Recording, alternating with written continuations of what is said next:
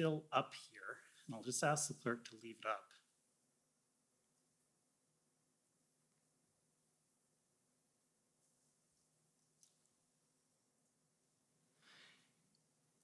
And it says here, he requested that the service prepare a threat assessment on the risks associated with the invocation of the Emergencies Act. He felt an obligation to clearly convey the service's position that there did not exist a threat to the security of Canada. If I can ask the clerk to please pull up ts.ns.can.001.50_rel.001. I believe my friend, Mr. Miller, brought this up earlier today.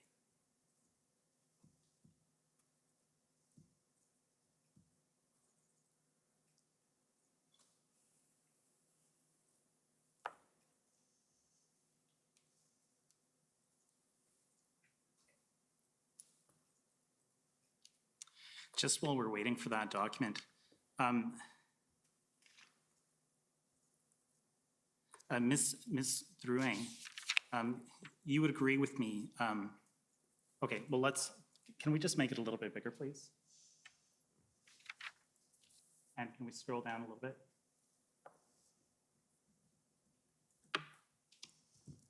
And so in the first paragraph here that's unredacted, we see a reference to the Emergency Act and how it might galvanize broader anti-government narratives.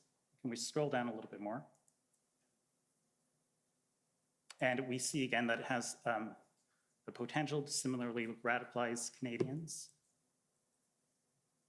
I'm sorry, a bit behind. And in the last paragraph that's above us right now, we see that the declaration of emergency by the province of Ontario under the Emergency Management and Civil Protections Act has resulted in a significant increase in violent rhetoric towards the Premier of Ontario and other senior elected officials. And if we go down a little bit more.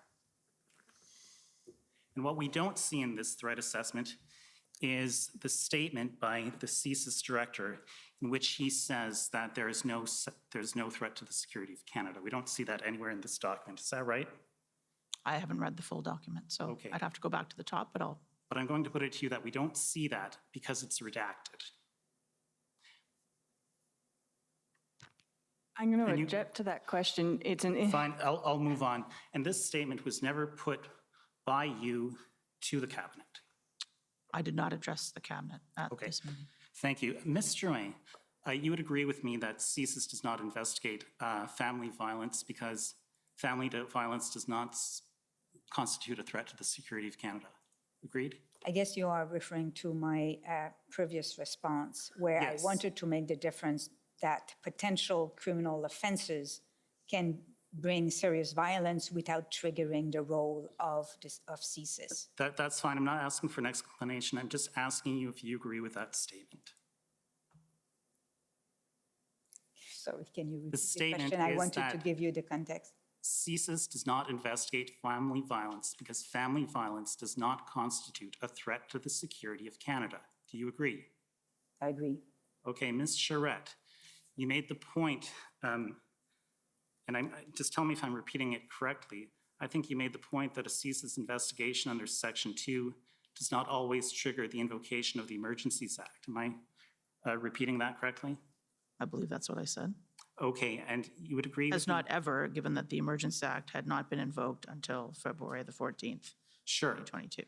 Sure, and I think you'll agree with me that there are different types of emergencies under the Emergencies Act, but let's just stick with the public order emergency. For that type of emergency to exist, there have to be threats to the security of Canada, but the emergency also has to be so serious as to constitute a national emergency. You agree? Yes. And it's possible that there would be threats to the security of Canada that don't rise to the level of a national emergency. Yes, I believe that's also true. And that would explain why the Governor of Council doesn't invoke the Emergencies Act every time there are threats to the security of Canada. Okay, thank you very much. In your memo to the Prime Minister, I won't pull it up, but on page 11. This is the memorandum dated February 14th. On 2022. invocation then, sir? Yeah, I think that the title is Memo to Canada, but whatever it's called. At paragraph 11, you say, when you're discussing communications, that the government could lean on like-minded messaging from external stakeholders and partners to support the need for the measures at this time. What are you referring to? Who are these partners? Who are these stakeholders? Would you, I'm sorry, I know, Yes, I asked for you to absolutely. pull it up. Thank you very much. What is it you want? The, Invocation memo, page 11, I The believe. memo, I Mr. believe Connors it is referring ssm.nsc.can 403224. that's correct. And if we can go to page 11, please.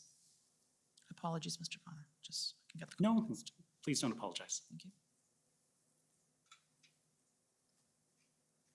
Good. Okay, so right at the bottom here, for public communications, further public communications should emphasize the fair and proportionate action taken by government. And then the last sentence, the government could also lean on like-minded messaging from external stakeholders and partners to support the need for the measures at this time. Who are those partners? Who are those stakeholders? I think it's fair to say that we have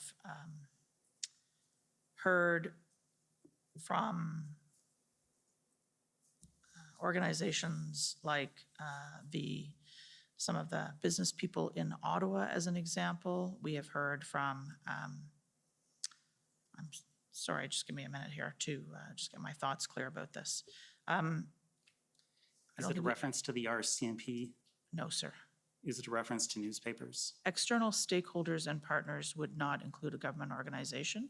And if it meant the media, that would have been said as the media. No, these would be external organizations. I believe we had an ongoing conversation led by my colleague in the Department of Transport and the Minister of Transport with the Trucking Association as an Okay. example. We had business associations across the country that were calling for calling on the importance of keeping those ports of entry open. So I think there were a number of stakeholders who were interested in a peaceful resolution of what had become a serious national emergency. Understood, thank you. One last question. There was a threat assessment referred to in this memo to the Prime Minister. And my friend from the government of Saskatchewan brought up an email from Jody Thomas, and that email says, I need an assessment for Janice about the threat of these blockades, the characters involved, the weapons, the motivation. You recall that, of course, it was just up before you. I do, sir. Okay, and I'll ask the clerk to please pull up pb.nsc.can.403462_rel0001. And just while we're waiting for the document to come up, I can tell you that it came up in the examination of Commissioner Brenda Lucky, and it's correspondence from Mike McDonald to Adriana Polas. And Mike McDonald is from the PCO, is that right? Yes, he is. Okay, and it looks like Adriana Polos is from the RCMP. Now from Commissioner Lucky's exam, I think we concluded that Jody Thomas's request for a threat assessment was passed down to Ms. Polas. And if we scroll down a little bit here, a little bit more, please. Just a little bit more.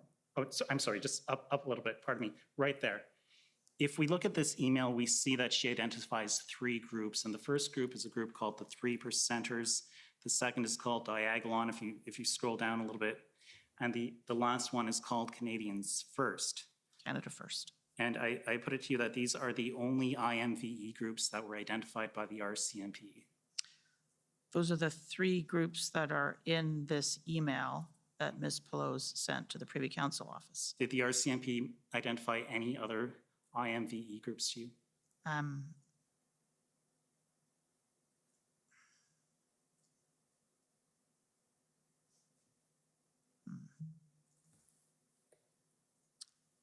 I believe yes.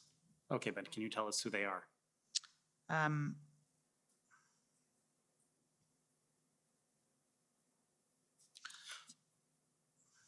Maybe I'll do it the inverse way, which is to be clear, as I said, this is an email between someone in the RCMP and someone in the Privy Council office. This information was not contained in the memorandum that went to the Prime Minister, the decision note. I'm not sure that I turn my mind to the details of who the IMVE extremists were, other than to be reported by the RCMP and other security agencies that there were known IMVE, I think they used the word targets, subjects of interest, I'm sorry, involved in the protests. I'm sorry, I just didn't hear that last part. Okay. Just the last sentence, please. That I believe that I was told that there were IMVE extremists by the RCMP and other security agencies, but I'm not, the specific identification of those, I can't give you a comprehensive list. Okay, and I'm out of time here, so let me just ask you one last question here.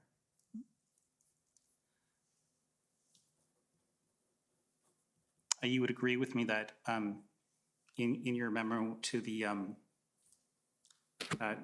Prime Minister, dated February 14th, you told him there is no current evidence of significant implications by extremist groups or international sponsors.